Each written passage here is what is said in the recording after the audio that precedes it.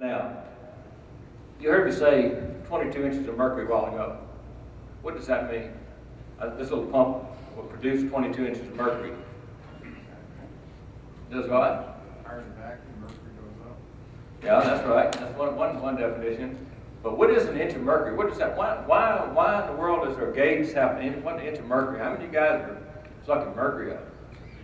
Not very many, I hope, you know. But what is that? Really, an inch of mercury is a unit of measurement that's used to describe the vacuum performance, isn't it? I made that definition up myself. I never looked it up in a magazine, but to me, you're going to get a lot of definitions that you learn it my way. You're going to be able to be a lot better off if you read it from some book, you know. Because I've been through all that for 40 years I was in it. But what will it do? What will 1 inch of mercury do? I want this, he's marked another right one. Yeah.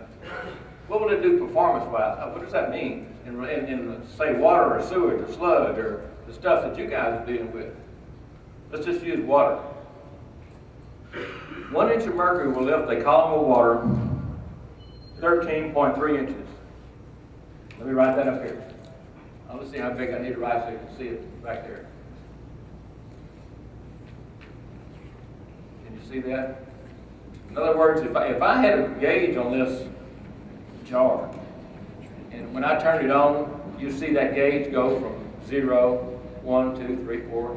You can see it. Right now the little pump's got a piece of gravel in it, so it's not performing quite like it should. If it was perfect, it would pull up 22 inches of mercury. So at 1 inch of mercury on that gauge, and I had that, if I had a hose going to the bottom of this going down, it would have lifted a column of water that far, 13.3 inches. Okay, now, what if it lifted a column of water, or if it said 10 inches of mercury on the gauge, how far would it lift that column of water? 10 times that, wouldn't it? 103. 10 times 13.3 is 133 inches, which is about 11 feet. Isn't that right? But what if it said 22 inches of mercury on that gauge? How far to lift that column of water? Well, 22 feet times 20. That's too hard. That's too much to remember for you. I mean, that's too fine of an edge to remember. What I want you to remember, though, is this. 1 inch equals 13 inches H2O. That's what it really is, okay? At sea level, at 59 degrees Fahrenheit. I mean, so why do you need to know all that? Why don't we just do this? What I want you to remember is 1 inch of mercury will, this, guys, applies to water pumps as well. Any of the other things that you're using in your industry, it doesn't just apply to a vacuum truck. 1 inch of mercury equals 12 inches H2O, or 1 foot. What is that 1.3 inches? That don't really mean anything anymore, does it? So why don't we remember this? It lifted 1 foot. But so what would 10 inches lift it? 10 feet. What would 10.2 inches lift it? 10.2 feet. What would 22.3? You know, does that make it simple then? Yeah. So why is it important that you know that? I mean, you can have a guy out on a job and he's had his machine out there running. He's looking at vacuum gauge, and he could say, well, this thing's only producing 5 inches of mercury. Or usually fans are measured in water, but they'll have a vacuum gauge on them too. But their performance is measured in inches of water. Well, now that the guy knows that if he's not getting any performance out of the truck, it's something to do with the vacuum system. It could be anything from the leak to the vacuum pump, couldn't it? Same way with a water pump or anything else. Can you get a water pump to prime at 32 feet? If it's submersible, you can. You won't get one that's a centrifugal pump to prime at 32 feet, I guarantee you. Particularly the way water is anything heavier than water. Because like that sludge I was talking about, that sludge they were trying to blow up, that was like 18-pound building blood, 18 pounds per gallon. That's a lot heavier than water. So this is some stuff that I think is important that you remember. You got to know what an inch of mercury means. Well, I started off telling you about this incident in this chemical plant that set me to thinking about some kind of class teaching people about vacuum and pressures.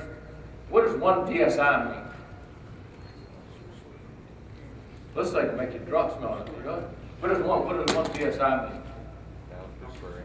1 pound per square inch. But what does that mean? What does that do as far as related to water?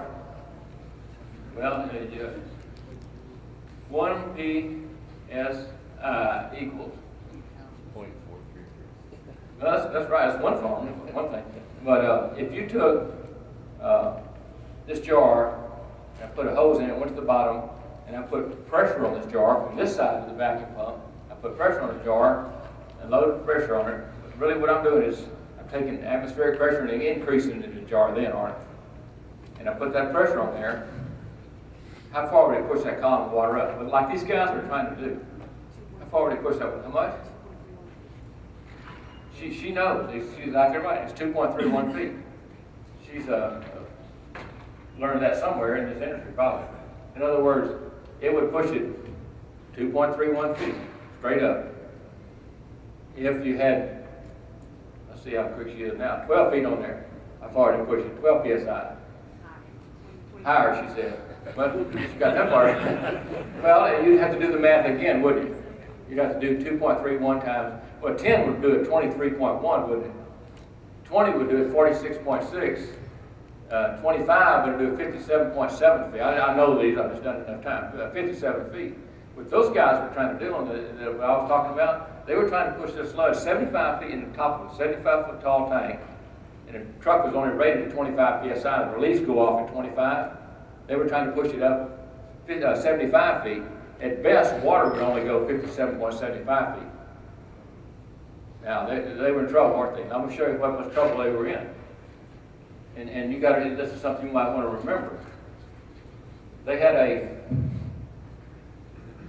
tank, but I'm going to do something here to show you. Area equals pi r squared. Didn't you remember that?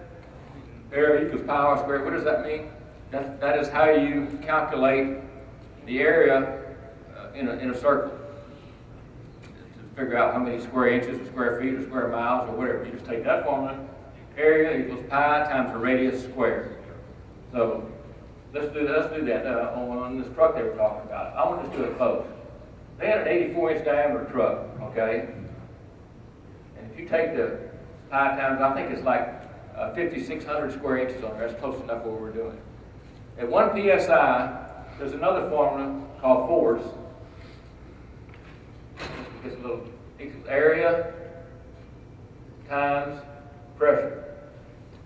In other words, to figure when an engineer calculates forces on a hydraulic cylinder or anything in any X diameter, he takes the area to figure the forces on that area times the pressure. So 5,500 square inches times 1 psi is what? 5,500 pounds of force trying to blow that door off the back of that tank, isn't it?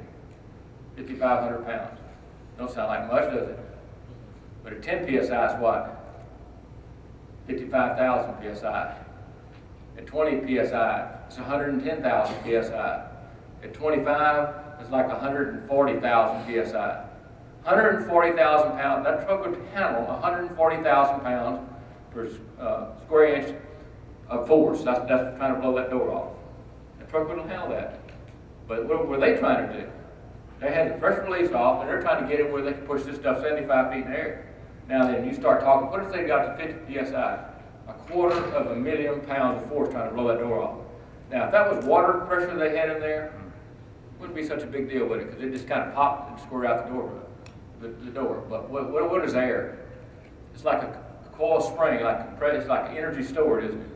There's been 3 guys killed in the United States by the doors blowing off the truck just in this situation, where the pressure release actually failed, not because they were holding it. So that just gives you some idea of what forces go on. And whenever you start trying to pressurize vessels or whatever. So that it got me in that school to teach people how to do what was going on.